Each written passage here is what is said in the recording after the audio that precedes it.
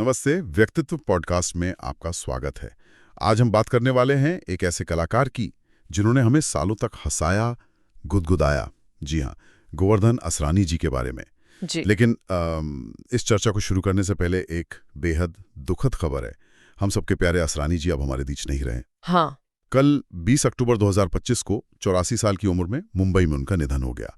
वो कुछ समय से बीमार चल रहे थे और पिछले 5 दिनों से अस्पताल में थे। जी। तो आज इस बातचीत के जरिए हम उनकी शानदार विरासत को याद कर रहे हैं और उन्हें अपनी श्रद्धांजलि दे रहे हैं। बिल्कुल, ये भारतीय सिनेमा के लिए एक बहुत बड़ी क्षति है, एक अपूरणीय क्षति।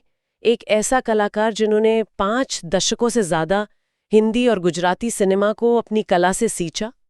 उनकी वो टाइमिंग, वो अनोखा अंदाज, उनकी वर्सेटैलिटी मतलब कमाल की थी। उनकी कमी तो हमेशा खलेगी, पर उनका काम उन्हें हमेशा हमारे बीच जिंदा रखेगा। तो चलिए उनके इसी लंबे और यादगार सफर की शुरुआत से बात करते हैं।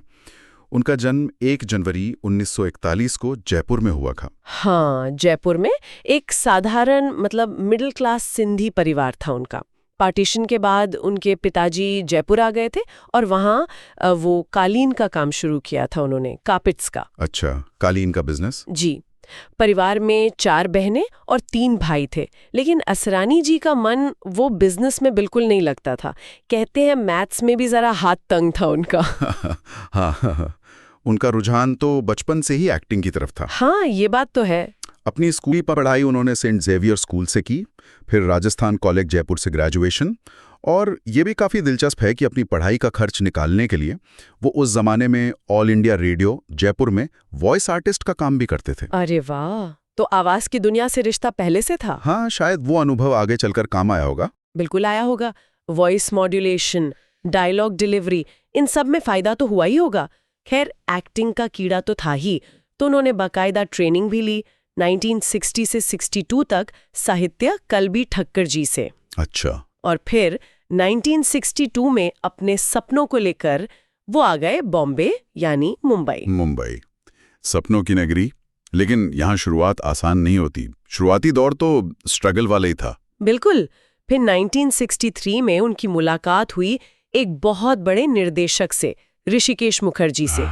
ऋषिदा। हाँ, और ऋषिदा ने उनकी प्रतिभा को पहचाना। उन्होंने ही सलाह दी कि भाई एक्टिंग को और सीरियसली लो, प्रोफेशनली सीखो। ये एक टर्निंग पॉइंट रहा होगा उनके लिए। यकीनन। और उनकी सलाह मानकर असरानी जी 1964 में पुणे चले गए, फिल्म इंस्टीट्यूट, जो अब FTTI है। हाँ, FTTI। 1966 में वहां से ट्रेनिंग पूरी की और इंस्टीट्यूट से निकलने के ठीक बाद 1967 में उन्हें हिंदी फिल्मों में पहला ब्रेक मिला, हरे कांच की चूड़ियां में। अच्छा, हरे कांच की चूड़ियां। इसमें क्या रोल था? बतौर हीरो भी डेब्यू किया वहीदा जी के साथ। अरे वाह। गुजराती फिल्म में हीरो। जी हाँ। लेकिन हिंदी फिल्मों में एंट्री तो मिल गई, पर 1967 से 69 तक का जो वक्त था वो थोड़ा धीमा रहा, मतलब ज्यादा काम नहीं मिल रहा था। ऐसे में एक बार फिर ऋषिकेश मुखर्जी ने ही उन्हें सहारा दिया। 1969 में अपनी फिल्म सत्यकाम में एक अहम सपोर्टिंग रोल दिया। सत्यकाम? धर्मेंद्र, शर्मिला टैगोर, बेहतरीन फिल्म थी। बिल्कुल। और सत्यकाम के बाद लोगों ने नोटिस करना शुरू किया, लेकिन जो असली पहचान मिली, जिसे ब्रेक थ्रू कह सकते हैं, वो आई 1971 में गुलजार साहब की फिल्म मेरे अपने से। मेरे अपने। हाँ, वो फिल्म तो बहुत अलग थी। उस फिल्म ने जैसे दरवाजे खोल दिए। 1971 के बाद तो उनके पास ऑफर्स की लाइन लग गई, या तो मेन कॉमेडियन के रोल या फिर हीरो के करीबी दोस्त के। और फिर ऋषिकेश मुखर्जी, आत्माराम, गुलजार साहब, इन डायरेक्टर्स ने उन पर काफी भरोसा दिखाया 71 से 74 के बीच। बिल्कुल, उन्हें लगातार कास्ट किया। और फिर आया 70 का दशक। हाँ, वो तो मतलब उनके करियर का शिखर था। एक आंकड़ा है कि 1970 से 1979 के बीच उन्होंने 101 हिंदी फिल्मों में काम किया। 101 फिल्में 10 साल में। ये सिर्फ एक रिकॉर्ड नहीं है, ये दिखाता है कि वो उस दौर में कितने पॉपुलर थे, कितने डिमांड में थे। हर दूसरी तीसरी फिल्म में असरानी जी होते ही थे। हाँ बिल्कुल, हर बड़े बैनर, हर बड़े डायरेक्टर की पसंद बन गए थे वो। और इसी कमाल के दशक में 1975 में आया वो रोल जिसने उन्हें हमेशा के लिए अमर कर दिया। समझ गया, शोले का जेलर। हाँ, रमेश सिप्पी की शोले का जेलर। रोल भले ही छोटा था, लेकिन असरानी जी ने उसमें जो जान डाली हम अंग्रेजों के जमाने के जेलर हैं, हा हा। आज तक लोगों की जुबान पर है वो डायलॉग। कमाल है। इतनी बड़ी स्टारकास्ट वाली फिल्म में अमिताभ बच्चन, धर्मेंद्र, संजीव कुमार, अमजद खान, उस सब के बीच वो छोटा सा जेलर का रोल इतना आइकॉनिक कैसे बन गया? शायद वो उस फिल्म के गंभीर माहौल में एक जरूरी कॉमिक रिलीफ था। लेकिन सिर्फ उतना ही नहीं, असरानी जी ने उसे निभाया जिस तरह से, उसमें एक अजीब सा एरोगेंस था, एक सनक थी। वो सिर्फ हंसाता नहीं था, वो कैरेक्टर याद रह जाता था। सही कहा, वो परफॉर्मेंस थी एक। बिल्कुल। लेकिन 70s में सिर्फ जेलर ही नहीं थे, उनके और भी कई यादगार काम हैं। अगर सपोर्टिंग एक्टर के तौर पे देखें तो कोशिश, बावर्ची, परिचय, अभिमान, महबूबा, पलकों की छांव में, इन सब फिल्मों में उन्होंने अपनी छाप छोड़ी। और कॉमेडियन के तौर पर तो लिस्ट बहुत लंबी है। हाँ, आज की ताज़ा खबर, रोटी, प्रेम नगर, चुपके चुपके, छोटी सी बात, रफू चक्कर, बालिका वधू, फकीरा, अनुरोध, पति पत्नी और वो, गिनते जाइए। हर फिल्म में एक अलग अंदाज। जैसे ऋषिदा की फिल्मों में बावर्ची या चुपके चुपके में वो बड़े सीधे साधे मासूम से लगते थे। हाँ, वो किरदार दिल जीत लेते थे। लेकिन वहीं दूसरी तरफ उसी दौर में उन्होंने अपनी वर्सेटैलिटी भी दिखाई। ऐसा नहीं कि सिर्फ कॉमेडी में बंद कर रह गए। अच्छा, जैसे गुलजार साहब की कोशिश, उसमें उनका रोल नेगेटिव शेड लिए हुए था। हाँ, याद आया। फिर एलवी प्रसाद की बिदाई में तो डबल रोल किया था, एक हिप्पी लड़का और एक सीधा साधा गांव वाला। जमीन आसमान का फर्क था दोनों किरदारों में। कमाल है, बिदाई में डबल रोल। जी, ऋषिकेश मुखर्जी की ही चैताली में उनका लुक, उनका कैरेक्टर बिल्कुल अलग था। बीआर चोपड़ा की निकाह में वो कव्वाली गाते हुए एक रोमांटिक अंदाज में दिखे। निकाह में भी थे वो? हाँ हाँ। और के.एस. प्रकाश राव की प्रेम नगर में तो उन्होंने एक पिंप मतलब दलाल का किरदार निभाया था। अरे बाप रे, ये तो बिल्कुल ही अलग रेंज हो गई। यही उनकी रेंज दिखाता है। एक ही समय में इतने अलग अलग किरदार निभाना और सब में कन्विंसिंग लगना, ये उनके टैलेंट का सबूत है। क्या ये उनकी तरफ से एक कोशिश थी कि वो टाइपकास्ट ना हो सकता है। देखिए, एक कामयाब कॉमेडियन के लिए टाइपकास्ट होने का खतरा तो हमेशा रहता है। शायद वो खुद भी ऐसे रोल ढूंढते थे जो उनकी कॉमेडी इमेज से जरा हटकर हों, और डायरेक्टर्स भी उनकी ये क्षमता पहचान रहे थे। और इस प्रतिभा को पहचान मिली भी, अवार्ड्स भी मिले। हाँ बिल्कुल, 2 बार फिल्म फेयर अवार्ड मिला उन्हें बेस्ट कॉमेडियन के लिए, 1974 में आज की ताज़ा खबर के लिए और 1977 में बालिका वधू के लिए। अच्छा, बालिका वधू के लिए भी मिला था? जी, और 1986 में उन्हें अपनी गुजराती फिल्म सात कैदी के लिए गुजरात स्टेट अवार्ड मिला, बेस्ट एक्टर और बेस्ट डायरेक्टर दोनों के लिए। डायरेक्शन भी, हाँ उस पे आएंगे, लेकिन उससे पहले उनके करियर का एक और अहम पहलू, सुपरस्टार राजेश खन्ना के साथ उनकी दोस्ती। हाँ, बहुत गहरी दोस्ती थी।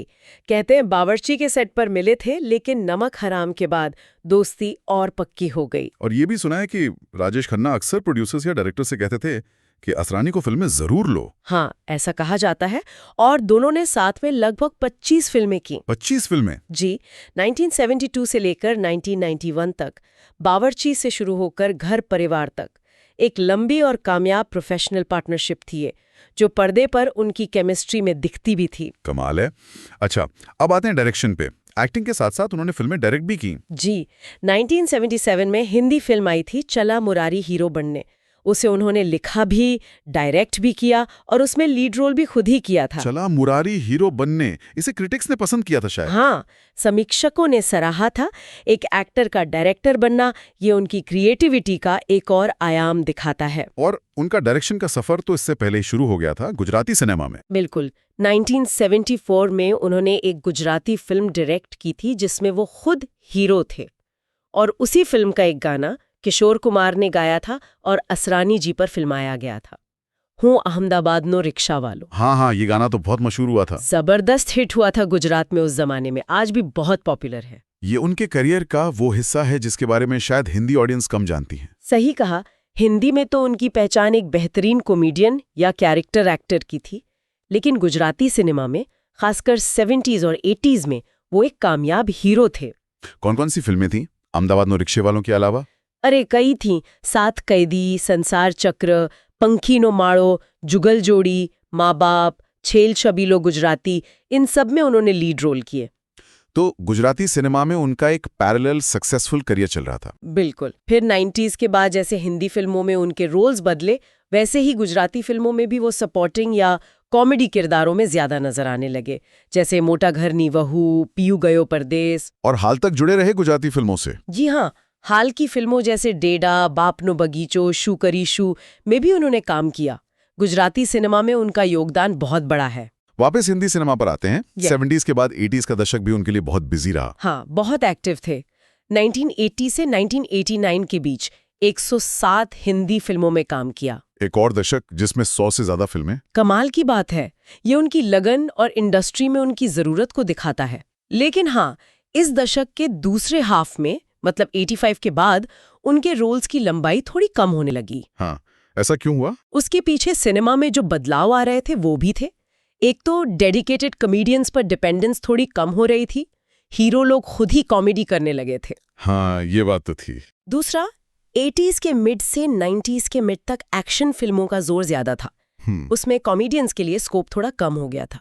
लेकिन फिर भी 80s में भी उनके यादगार परफॉर्मेंसेस तो थे ही। बिल्कुल थे, जैसे हमारी बहू अलका, एक ही भूल, ये कैसा इंसाफ, कामचोर, अगर तुम न होते, आशा ज्योति, मकसद, मैं इंतकाम लूंगा, लव 86, बीवी हो तो ऐसी। हाँ, इन सब फिल्मों में उनकी मौजूदगी दर्ज होती थी। भले ही रोल पहले जितने लंबे ना हो, उन्होंने बदलते वक्त के साथ खुद को ढाला। और ये सिलसिला 90s, 2000s और 2010s में भी चलता रहा। वो रुके नहीं कभी। नई पीढ़ी के दर्शकों ने उन्हें देखा हेरा फेरी में। हाँ, वो झूठ बोलने वाला मकान मालिक। हाँ। फिर माला माल वीकली, भूल भुलैया, धमाल, वेलकम, खट्टा मीठा, बॉडीगार्ड, बोल बच्चन, आर राजकुमार, यमला पगला, दीवाना फिर से, कितनी ही फिल्मों में नजर आए। ये कमाल की बात है कि हर नई पीढ़ी के डायरेक्टर्स ने उनके टैलेंट का इस्तेमाल किया, उनके रेलेवेंस बनी रही। बिल्कुल। उन्होंने वॉइस एक्टिंग में भी हाथ आजमाया। एनिमेटेड फिल्म जंबो में और डिज्नी की द लायन किंग के हिंदी वर्जन में उन्होंने जाजू के कैरेक्टर को आवाज दी। हाँ, वो जानी पहचानी आवाज। और सुना है उनकी कुछ फिल्में तो अभी रिलीज होनी भी बाकी हैं। जी, superdhamal.com जैसी फिल्में, मतलब वो आखिरी समय तक काम में लगे हुए थे। उनकी निजी जिंदगी के बारे में बात करें तो उन्होंने एक्ट्रेस मंजू बंसल जी से शादी की थी। हाँ, मंजू जी ने उनके साथ आज की ताज़ा खबर और नमक हराम जैसी फिल्मों में काम भी किया था। उनका एक बेटा है नवीन असरानी। एक्टिंग के अलावा उन्होंने बिजनेस में भी हाथ आजमाया था। जी। 1982 में उन्होंने अपने साथी कलाकारों दिनेश हिंगू, हरीश पटेल और सलीम परवेज के साथ मिलकर एक छोटी गुजराती प्रोडक्शन कंपनी शुरू की थी। वो 1996 तक चली और काफी मुनाफा भी कमाया उसने। अच्छा। कपड़ों के बिजनेस में भी इन्वेस्ट किया, दूसरे एक्टर्स के लिए इन्वेस्टर का काम भी किया। हालांकि 1991 में कुछ आर्थिक नुकसान भी उठाना पड़ा था उन्हें। तो जिंदगी में उतार चढ़ाव भी देखे उन्होंने। हाँ, जाहिर है, सिर्फ एक्टिंग तक ही सीमित नहीं थी उनकी दुनिया। कुल मिलाकर अगर देखें, 5 दशक से लंबा करियर। हाँ। 400 से ज्यादा हिंदी और गुजराती फिल्में। हाँ। गोवर्धन असरानी जी का सफर। हाँ। भारतीय सिनेमा के इतिहास का एक अटूट हिस्सा है। बिल्कुल। उनकी वो अनोखी कॉमिक टाइमिंग, उनकी वर्सेटैलिटी, हाँ। और वो अनगिनत किरदार जो उन्होंने पर्दे पर जिंदा किए, हाँ। वो हमेशा हमें याद रहेंगे, हमें हंसाते रहेंगे। उनका जाना सचमुच एक युग का अंत है। एक ऐसा कलाकार जिसने कई पीढ़ियों को एंटरटेन किया। कल शाम 20 अक्टूबर 2025 को लगभग 3:45 बजे उन्होंने मुंबई के एक अस्पताल में आखिरी सांस ली। उम्र से जुड़ी तकलीफें थीं। कल शाम ही उनका अंतिम संस्कार भी कर दिया गया, सांता क्रूज क्रेमेटोरियम में। और ये बात भी पता चली कि जाने से कुछ घंटे पहले उन्होंने सोशल मीडिया पर सबको दिवाली की शुभकामनाएं भी दी थीं। हाँ, शायद ये उनका सबको अलविदा कहने का एक तरीका था। उनकी विरासत, उनका काम, वो हमेशा हमारे साथ रहेगा। वो यकीनन बॉलीवुड के सबसे बेहतरीन कैरेक्टर एक्टर्स और कॉमेडियंस में से एक थे। भारतीय सिनेमा पर उनकी छाप कभी मिट नहीं सकती। बिल्कुल। उनके इस पूरे सफर को देखते हुए, खासतौर पर उनकी कॉमेडी और उनकी इतनी लंबी पारी को देखते हुए, एक ख्याल जहन में आता है। उन्होंने उस दौर में कॉमेडी की जब आप कह सकती हैं डेडिकेटेड कॉमेडियंस का बोलबाला था। महमूद, जॉनी वॉकर जैसे दिग्गज थे। फिर उन्होंने वो दौर भी देखा जब हीरो खुद कॉमेडी करने लगे, और आज की कॉमेडी का अंदाज तो बिल्कुल अलग है। हाँ, ये बदलाव तो आया है। तो सवाल ये उठता है कि असरानी जी जैसे कलाकार की कला में ऐसी क्या बात थी कि वो हर दौर में इतने रेलेवेंट बने रहें? या ये बहुत अच्छा सवाल है सोचने के लिए। शायद उनकी सफलता का राज उनकी मौलिकता में था। उनका अपना एक यूनिक स्टाइल था जो किसी की नकल नहीं था, और साथ ही किरदारों की नब्ज पकड़ने की उनकी क्षमता। वो किरदार में एक ईमानदारी भर देते थे, चाहे वो कितना भी छोटा क्यों ना हो। शायद यही चीजें मिलकर उनकी कला को वक्त से परे ले जाती हैं। तो ये थी असरानी जी के यादगार सफर पर हमारी आज की चर्चा। उम्मीद है आपको पसंद आई होगी। अगली बार फिर मिलेंगे एक और दिलचस्प शख्सियत या विषय पर बात करने के लिए। तब तक के लिए जुड़े रहिए हमारे चैनल व्यक्तित्व द एपिक टेल्स के साथ। धन्यवाद।